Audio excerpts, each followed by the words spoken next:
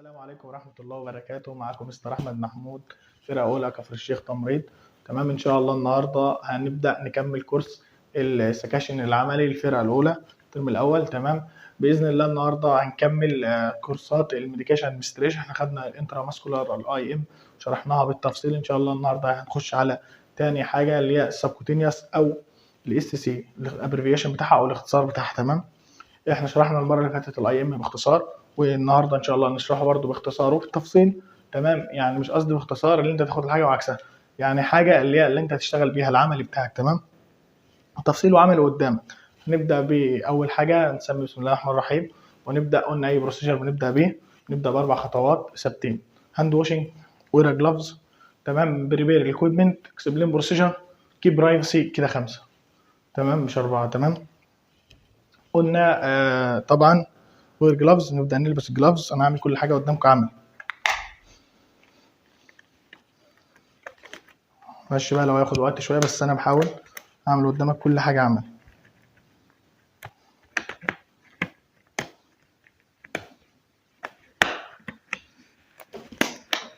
نصيحه بحطوا الجلافزات ديت حاجه لارج عشان هي ما تتوكوش في اللبس او تاخد وقت في اللبس وكده.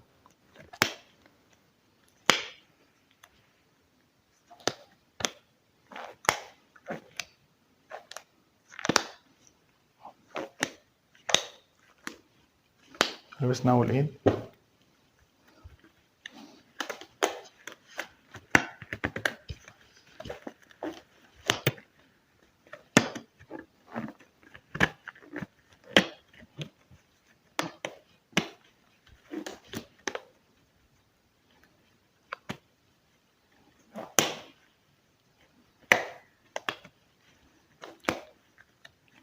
يكون ده شويه او كده. تمام،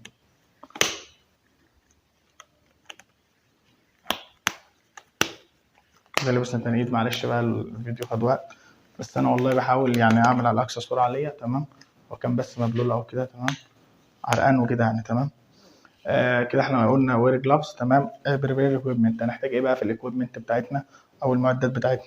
كحول، تمام، وكوتون، وسيرنج 3 سنتي، تمام، وسيرنج انسولين، وامبول، وفيان. وطبعا الامبول هو الفيان. تمام، يعني ايه، احنا هنشتغل على الامبول دلوقتي. وهنحتاج العروسه بتاعتنا او الضمن. تمام، كده احنا خلصنا البريبير اكويبمنت. كيب برايفسي طبعا على البيشنت اللي احنا نحافظ على الخصوصيه بتاعته. وبعد كده اخر حاجه اكسبلين بروسيجر. تمام، احنا كده خلصنا الخمس خطوات الستبس الثابتين. تمام، نبدا بعد كده اماكن الماسلز بتاعت السبكوتينيوس. تمام، في عندنا 8 اماكن، او في كساعات هم 7، هم 8 لو انت هتحسب ديت ب2. تمام، و7 لو هتحسب دي كلها واحده. هفهمها لك دلوقتي. اول سايت عندنا، تمام، اول مكان عندنا الابر باك، اللي هم عارف لوحان الكتف هنا. تمام، دولت الابر باك. تمام، والمكانين اللي بعد كده ساي فرونت اوف ساي، اللي هو هنا اللي الفخذين من هنا. تمام، كده 4 اماكن. والمكان الخامس ابدومين الراوند اوف امبلايسز، اللي هم الجزء اللي تحت من البطن او الجزء الاسفل من البطن. تمام، ده ممكن تحسبه مكان هنا ومكان هنا او مكان كده واحد. تمام، واخر مكانين اللي هم ارم اوتر اسبكت اوف ابر ارم. تمام، اللي هو الجانب الخلفي من الدراع من فوق. تمام، اللي هم اللي عند الدلتويد دولت، بس الدراع كله. كده 8 سلايدات. تمام، اما نيجي بقى ندي الميديكيشن. اول حاجه نتاكد من الانفورميشن بتاع الميديكيشن. تمام، نشوف المعلومات اللي عليه زي اكسباير والدات، ونشوف الاوردر ميديكيشن. الدكتور هيديه لنا مثلا يقول لك هناخد الميديكيشن ده كل 12 ساعه، كل 8 ساعات. فانت بتبدا تمشي على الاوردر اللي الدكتور طالبه منك. تمام، للبيشنت. اول حاجه طبعا احنا لبسنا الجلافز. تمام، في البروسيجن هنحدد السايت اللي هندي فيه. فمثلا هندي في الابر باك. تمام، في لوح الكتف. نختار المكان ده. تمام، اول حاجه هنعمل اسسمنت للمصل، العضله اللي انت هتدي فيها. سبكوتينيوس ديت يعني تحت الجلد. تمام، شوف الاسسمنت يعني ازاي تعمل تقييم للعضله ازاي. مثلا لو فيها حروق، فيها تورم، لو كان مثلا متعور هنا، تمام. ما ينفعش تدي فيها تشوف مكان تاني، انت عندك 8 سلايدات يعني ما جاتش على المكان ده. تمام. احنا طبعا اخترنا الابر باك، العضله دي سليمه تمام كويسه، يعني ايه الاسسمنت ما فيهاش اي حاجه، الحاجات اللي قلنا عليها دي. تمام. لو هندي مثلا بالحقنه 3 سم تمام، ومعانا امبول. اول حاجه نطلع الكوتون تمام، ونبدا نلفه حوالين الامبول، العنق النك بتاعت الامبول تمام، عشان ما نعورش تاني، وتكسر لبره او تبعده عليك، تبعده عنك وتكسر لجوه. انت كسرت لبره كده الامبول تمام، كده اتكسر. وحط الامبول تمام. يعني انت لو بصيت الامبول وانا بكسره اتفرفت في ايدي، لو انت بقى مش حاطط كوتون او فوطه او اي حاجه كان زمان ايدك اتعورت وجاب الدم والمريض يخاف منك اصلا. تمام. تبدا تجيب السيرنج وتسحب من الامبول، ما تخلوش يحك في الجدار عشان النيدل ما تعملش ايه، ما النيدل ما تبردش. تمام. وتبدا تشد تمام. شديت مثلا وليكن 1 سم او نخليها 1.5 سم. تمام.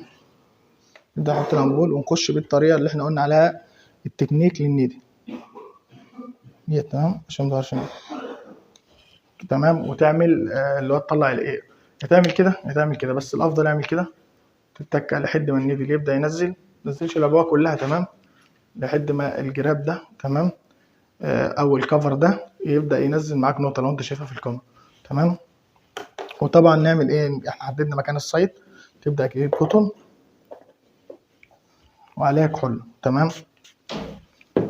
وتبدا تعمل ديس انفكشن للسايت ده، تعملها اتجاه واحد دايركشن كده. تمام. تعمل سيركولار موشن، حركه دائريه من جوه لبره كده. تمام. تبدا ترمي الكوتون، اي حاجه طبعا بتستخدمها الكوتون استخدمتها مره واحده. تمام. تبدا تجيب السيرنج، تبدا تفتحها. طبعا احنا قلنا المفروض نغير النيدل تمام بعد ما ناخد، بس عادي هنشتغل دلوقتي باللي في اللي ايدينا. تمام. تخش في زاويه كام بقى في السبكوتينيوس؟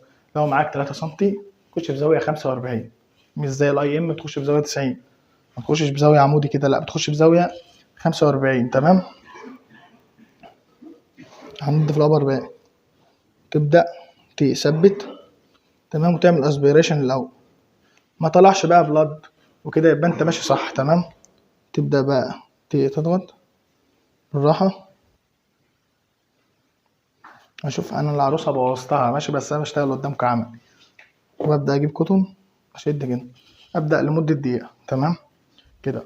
طبعا احنا المفروض كنا نعمل ايه، يعني مثلا خلاص نغطي النيدل بتاعتنا. تمام. المفروض بقى لو انت العضله ديت مثلا اللي هو المكان ده لو هو الشخص سمين تبدا تعمل استريتش، لو الشخص رفيع بتبدا تعمل كولكشن. بس احنا هنا بنشتغل على العروسه، بس انا بقول لك الملحوظه دي. تمام. ادينا الحقنه قلنا نخش بزاويه كام، 45 لو ب 3 سم.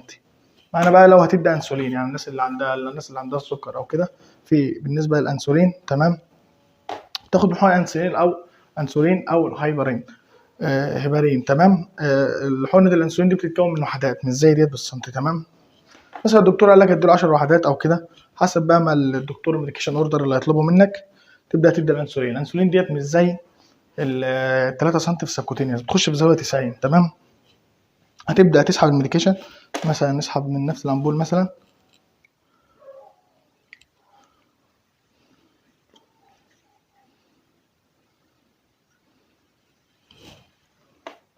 وتبدا تطلع الاير. تمام.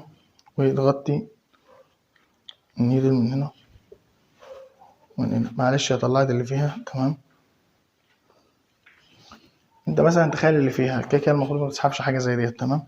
فانت هتبدي مثلا في الابدومين، تبدا في الابدومين الراوند امبلايسس. تمام. انت بس هتدي قلنا في الجزء اللي تحت ده بتخش بزاويه 90، هو ممكن اصلا البيشنت لو اتعلم بيتعلم تخش بزاويه 90. تمام. طبعا قبل ما تخش احنا بنخش بزاويه 90، قبل ما تخش طبعا قلنا نعمل ايه، نعمل اسسمنت العضله. تمام. وما نديش في نفس المكان علشان ما تعملش جروح، او هنزل لكم الصور اللي هي الحاجات ديت اوريكم ازاي ما بتدي في المكان في العضله اكتر من مره على طول. تمام. تبدا قلنا نطلع كتم، ادي عملنا اسسمنت. تعمل ديس انفكشن للمكان، تمام. وتجيب السيرنج تخش بزاوية 90 لو هيبرين او انسولين، تمام. زاوية 90 وتبدأ انت طبعا كنت ساحب في حاجة، كنت سحبته هو، تبدأ تنزل، تمام. وتطلع برضو حتة قطن، تمام. يعني انت تثبت الحقنة وتبدأ تطلع حتة قطن، معلش كده، تمام. انا بشرح يعني بسرعة، المفروض انا ما كنتش سبت الحقنة، تمام، عشان بس ما اجيبش قطن من اللي هو ديس انفكشن، اللي هو الانفكشن اللي فيه عدوى، تمام، او الملوث. فانا بعمل قدامكم عدوى نهاية الحقنة، تمام. طلعها على طول بتاعه، تبدأ ضغط لحد مدة دقيقة، تمام. تحط طبعا الغطا بتاع الحقنة فيها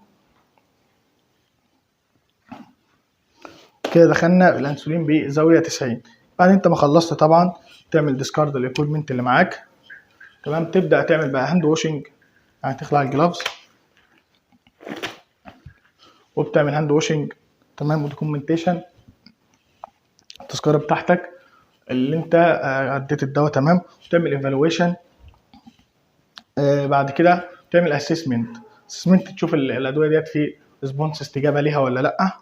وبكده تكون خلصنا الحلقه بتاعت النهارده، ويا رب تكونوا استفدتوا. ان شاء الله هسيب لكم لينك الانستجرام بتاعي في الديسكربشن تحت، عشان لو حد عايز يسالنا او كده. ومعلش بقى لو يعني لو الانسولين دي مش معانا، تمام، او الحركه اللي انا عملتها ديت، انا بس بحاول امشي بالعملي الصحيح، تمام. وبكده اكون خلصت، والسلام عليكم ورحمه الله وبركاته.